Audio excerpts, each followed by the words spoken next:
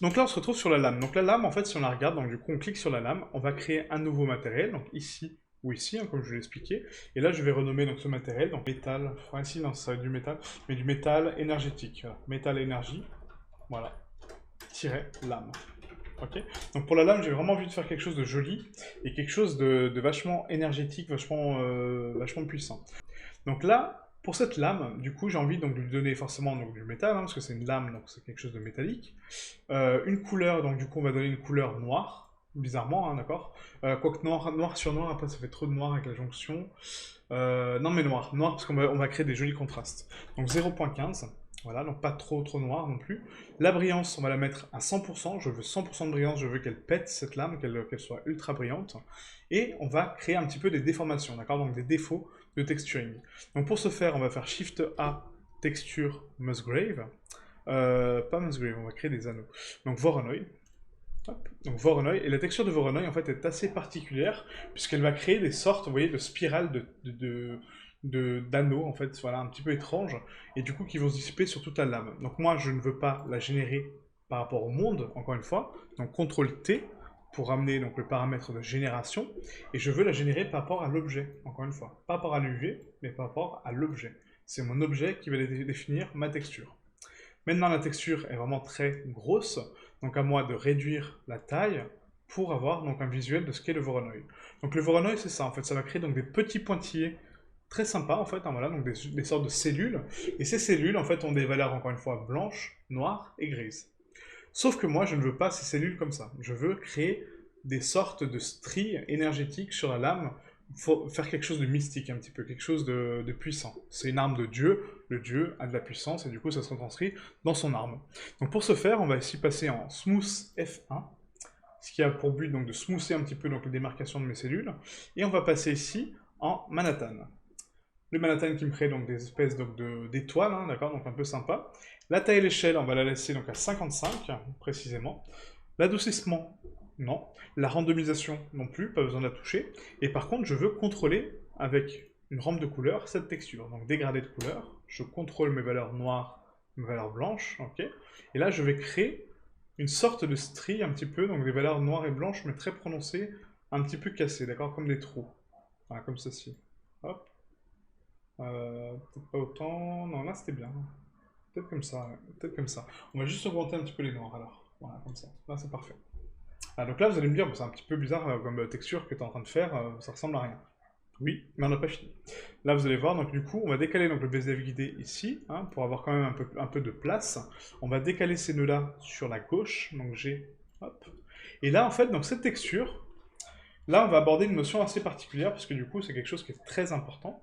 C'est comme je l'expliquais au tout début du texturing, c'est que les axes ne sont pas là pour rien, d'accord? Donc on a le Z qui est bleu, le Y qui est vert, et le X qui est rouge. Si je transforme une texture couleur en position, du coup, je vais pouvoir contrôler des positions de vecteurs avec une couleur. D'accord. Donc c'est un petit peu étrange comme notion, mais vous allez vite comprendre.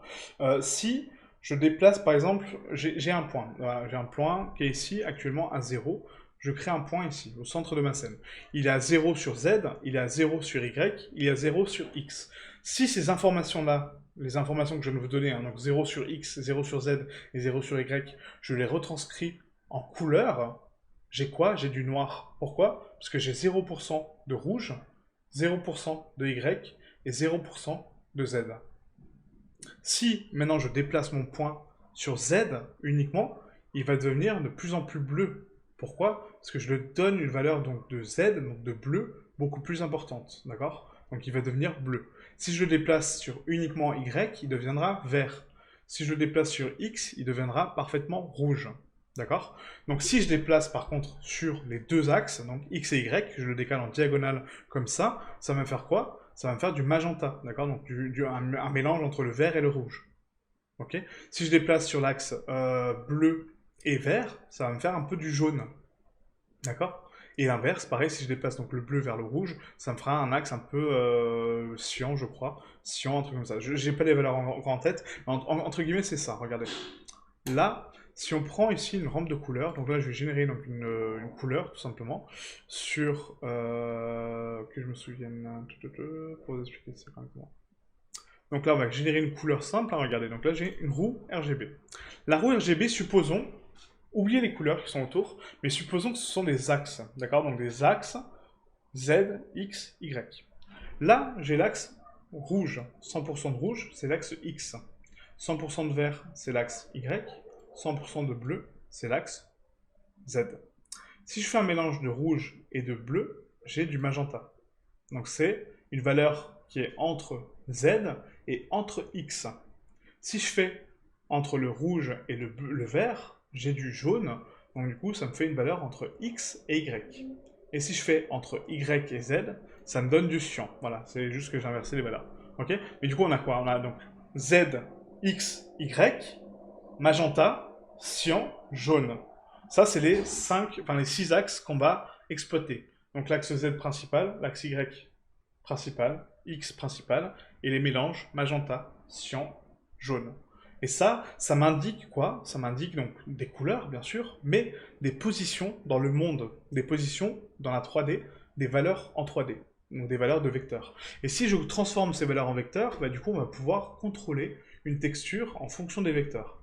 Donc je m'explique actuellement, donc j'ai des valeurs noires et blanches. Donc rien à voir avec X, Y, Z, vous allez me dire, ça n'a strictement rien à voir, effectivement, mais ce sont quand même des valeurs. C'est par contre des valeurs qui sont des contrôles. C'est des valeurs de 0 à 1. Ce ne sont pas des valeurs RGB, ce ne sont pas des valeurs X, Y, Z, c'est une autre densité de valeurs, c'est une valeur de contrôle, une valeur de 0 à 1. 0 noir, 1 blanc.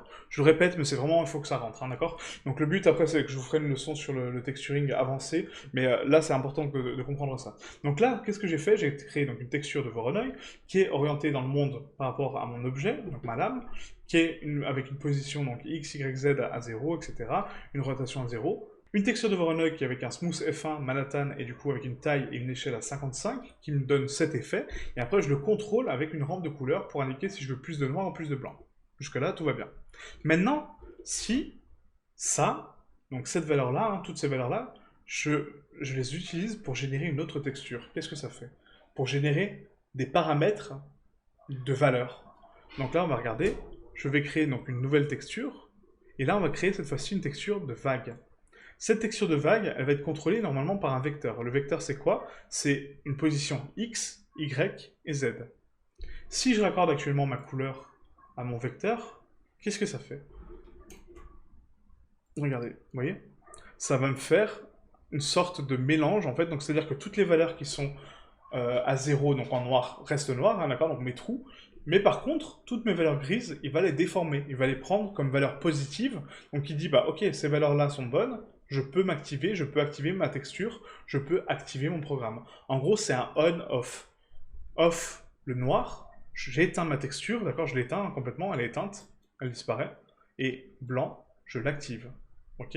Blanc, mix de blanc, hein, d'accord? C'est pas blanc pur, hein, parce que le blanc pur, ça condense les valeurs, rappelez-vous. Mais blanc, je l'active, tout simplement. Ok? 0, 1. Off, on.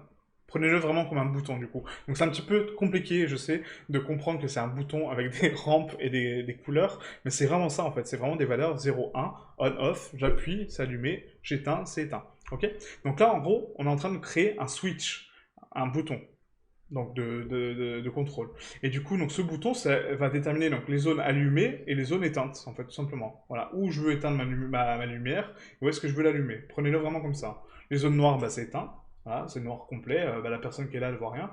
Et là, c'est une zone allumée, donc on voit quelque chose. Ok?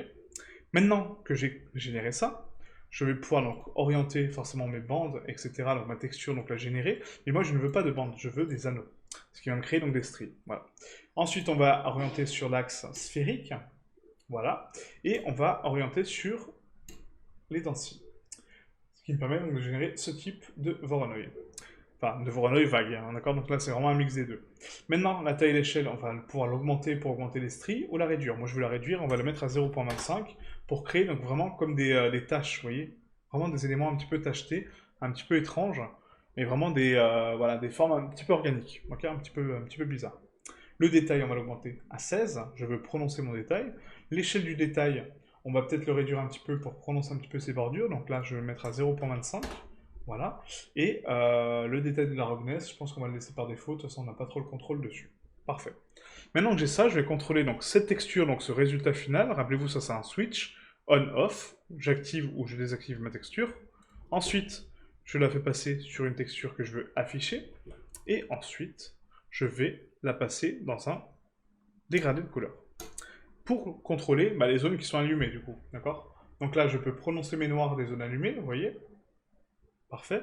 Et je peux prononcer mes blancs. Nous, on va accentuer les blancs légèrement pour avoir vraiment un maximum de clarté et juste un petit peu de dissipation autour. Voilà, quelque chose d'assez joli, hein, je pense que ça va rendre pas mal. Là, je vois l'effet dans ma tête, je sais pas comment ça va rendre, hein, donc du coup, ce sera vraiment la surprise. J'espère que ça sera parlant. Donc là, c'est pas trop mal, ouais. En termes de densité, on a vraiment des contours bien démarqués. Je pense que ça peut être sympa. Et maintenant, cette texture-là, je me dis, j'ai envie donc de lui donner en fait un côté énergétique, d'accord? Un côté énergie, de voir de la lumière, que ça m'émette de la lumière, que ça soit quelque chose de beau, quelque chose de dense. Comment je vais faire ça? On va faire un shader de mélange, encore une fois. Donc les zones blanches seront mes zones on, donc allumées. Les zones noires seront mon métal. Encore une fois, qu'est-ce qu'on vient de faire? On vient de créer un masque. Donc 0 éteint, 0 inactif et blanc actif.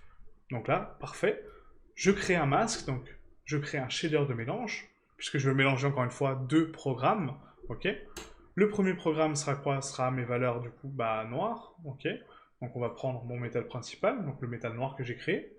Et ça que j'ai créé, c'est quoi? C'est mon facteur d'influence. Donc CTRL-SHIFT-clic gauche pour accorder ça. Le facteur d'influence, ça va être quoi? Ça va être la texture qu'on a créée, ok? Qui va m'indiquer que donc les zones noires seront mon métal noir et les zones blanches seront mon deuxième programme. Le deuxième programme, c'est quoi? C'est un shader d'émission. On va émettre de la lumière. Hop, je raccorde le shader d'émission et là, regardez, vous voyez? Les zones blanches deviennent parfaitement blanches. Les zones noires sont mon métal que j'ai créé auparavant. Et là, je peux régler la force pour générer de la lumière. Vous voyez, je génère de la puissance. Et là, j'ai donné un effet énergétique à ma lame.